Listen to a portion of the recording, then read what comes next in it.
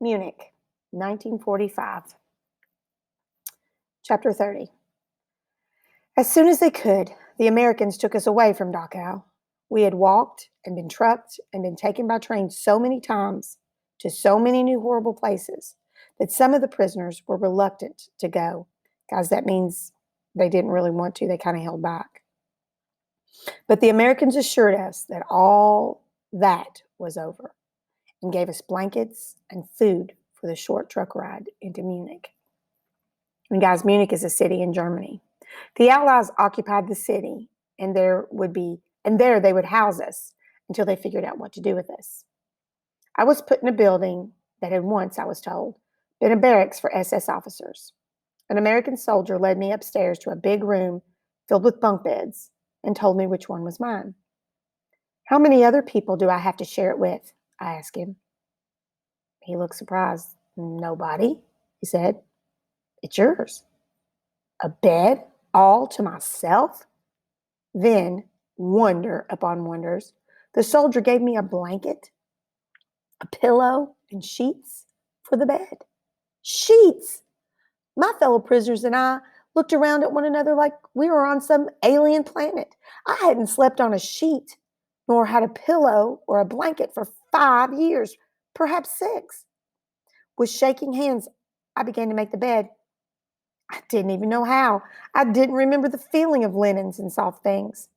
The soldier helped me, and I climbed carefully into my new bed, a real mattress with springs. My body sank into it, and my head fell onto my pillow. What luxury! And a luxury is the state of great comfort and extravagant living, like he lived a life of luxury. Just to have a bed and a pillow, guys.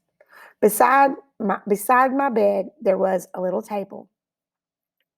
And on the table, the Americans had given me more gifts: a washcloth, a cup, and a toothbrush. I picked up the toothbrush reverently. Reverently means feeling or showing deep or solemn respect. And I cried as I held it in my hands. I remembered that day, standing at the pump in the camp. Which camp had it been? When I wondered when I had ever been so fortunate as to have something so simple as a toothbrush. Piece by piece, bit by bit, the Americans were giving me back my life. That night in the dining hall, we sat in chairs at a table. I hadn't seen a chair in 6 years, nor a table. The tables were long, with places set for 10 people at each. The American soldiers stationed with us came in and sat down with us. We were to eat the same food the soldiers ate. There were plates at the table and silverware. I picked up a fork and looked at it the way I had the toothbrush, like it was some artifact from another world. There were napkins, too. I watched the Americans tuck their napkins into their collars, and I did the same. And then they brought the food: big platters of roast beef, mashed potatoes, gravy, and baskets of rolls, more bread than any of us had seen in years.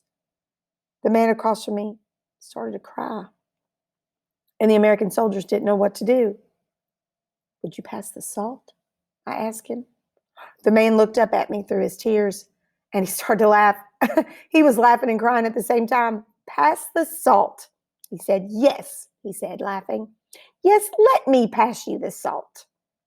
And so we began to pass the food around this feast the Americans have laid out for us. They couldn't understand our tears, couldn't know how amazing such a simple meal was to us. Would they ever understand? Would anyone who hadn't survived what we had survived understand? We could tell them all about it, describing in every detail the horrors of the camps and the way we were treated, but no one who had not been there would ever truly understand. As the food filled my plate and the soldiers and former prisoners around me began to eat, I remembered that day in Krakow so long ago, the day the war had begun. I remembered the food on the table in my old apartment in Pogorski. and all my family sitting around me. My mother, father, Uncle Moshe, Aunt Gisela, little cousin Zitka, Uncle Abraham and Aunt Phila, my cousins Sala, David, and their 2 boys. They were all dead and gone. I thought too of my friend Fred and the boy who had been hanged for trying to escape, and the man who had fought back, and all the other people I had watched die. They filled my table and the tables all around me, taking the places of all the real people in the room. The dead would always be with me.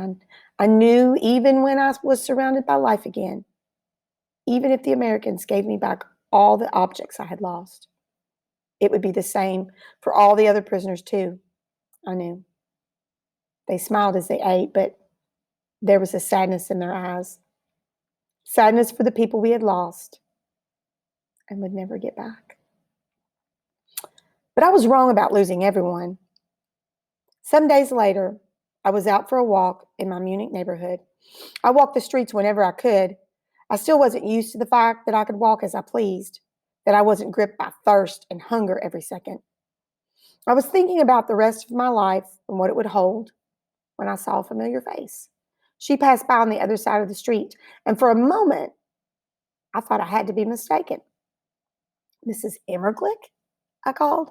I dashed across the street to get a closer look. "Mrs. Immerglick!" The woman turned. It was Mrs. Immerglick, the mean old lady who lived across the hall from me in Krakow. She burst into tears when I told her who I was, and she hugged me so hard I couldn't breathe. "Oh, Yannick, it's so good to see you," she said at last. "The last time I saw you, you were just a boy. Now look at you, you're a grown man." I had grown, even in the camps. When I looked in the mirror these days, I didn't recognize the person staring back at me. "The last time I saw you," I told her, "you yelled at me for bouncing a ball in the hall." Yes, you and that ball." She gripped my shoulders tight, as though if she let go, I would disappear. "Oh, my dear boy, how I wish we could go back there now. How I wish we could start again. I wouldn't have yelled at you, I promise." I laughed, a sound as strange to me as my own face. I hadn't laughed enough in the last 6 years to recognize the sound of it. "It's all right, Mrs. Immerglick. What about your boys? The rest of your family?" "Fred," she said. Her son's name was Fred, like my friend who had died. She had tears in her eyes. "Fred survived like you. Fred made it, but no one else." I nodded, reaching out to squeeze her arm. "Is Fred here in Munich?" I asked. "I'd love to see him." Yes. And you know about your cousin Yusuk?" "Of course." My heart gave a small leap. "No." I was almost afraid to hope. "Oh, my dear boy, your cousin Yusuk and his wife are alive, and they're here in Munich." Yusuk? I hadn't seen him in years. Mrs. Immerglick brought me back to her apartment to write their address down for me on a piece of paper. I walked back out holding the paper in both hands and staring at it. I had family, a cousin still. Family. I wasn't alone. I went to see them as soon as I could. Cousin Yusuk met me at the door, hugging me even harder than Mrs. Immerglick had. He pulled me inside and introduced me again to his wife, Hila. We cried and laughed and cried some more. "How did you survive? How did you make it?" We asked each other again and again, telling our stories long into the night. Yusuk and his wife had survived by hiding with friends, and they had taken in another family, the Gamzers, who had survived the same way. There were 3 of them, Isaac, Barbara, and little Lucia, a 12-year-old girl who sat in the corner reading a book the whole time. "What are your plans now, Yannick? What will you do?" Isaac Gamzer asked me as we sat around their table. I shrugged. It was true. Life had to go on. "I like movies. There's a theater near where I live now." I thought. "I would try to get a job as a projectionist." No, Yannick, you need to go to America," Yusik told me. "That's where the opportunities are. That's where they can build a new life. You can build a new life for yourself." "America?" It felt so out of my reach now. "I don't have any papers, any money," I replied. How would I ever get to America? There's a special program, he told me, for Jewish orphans of the war. They'll help you get your visa and pay your way. I was instantly excited by the idea of going to America. I remembered the movies I'd watched as a boy in Krakow. Did everyone ride around on horses and wear cowboy hats? Did gangsters have shootouts in the streets? Could I really find a home there? I had to find out. I registered for the program. I talked to lawyers. I filled out forms.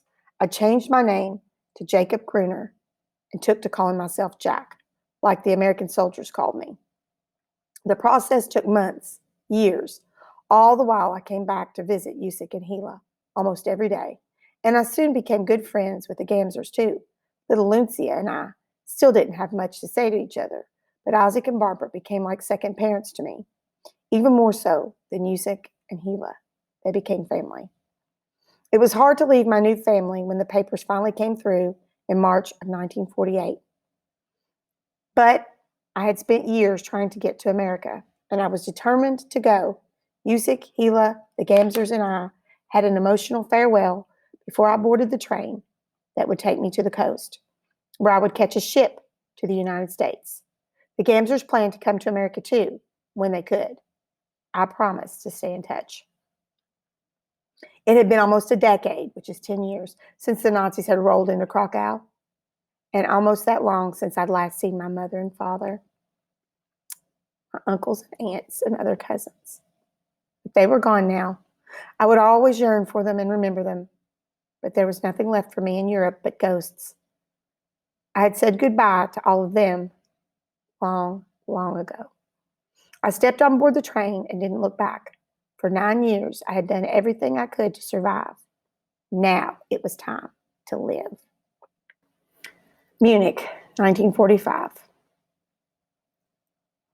Okay, here is, can you find the places Yannick has been? And it tells you to draw a line, but I may give this to you all later to do, but he's pinned all these places. Wielicka Salt Mine, Tresbinia, Gross Rosen, Sachsenhausen, Bergen-Belsen, Buchenwald, Dachau. I'm going to show you the last trip he took he went from Buchenwald to Bergen-Belsen. I don't see Gross Rosen. There's Gross Rosen. There's Dachau. So this was the trip he made from Gross Rosen across the Czech Republic, which was called Czechoslovakia then, into Dachau. That's when he crossed over into that little strip of Czechoslovakia, and the people were good to them there. Here it is.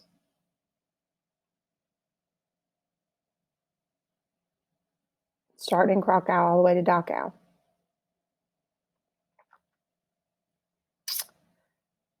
Let's see. It was very difficult for a displaced person, or DP, another term for a refugee, to get to the United States. It took Yannick or Jack 3 years to get there. And there's just some propaganda about it. A camel can get through the eye of a needle easier than a DP to the USA.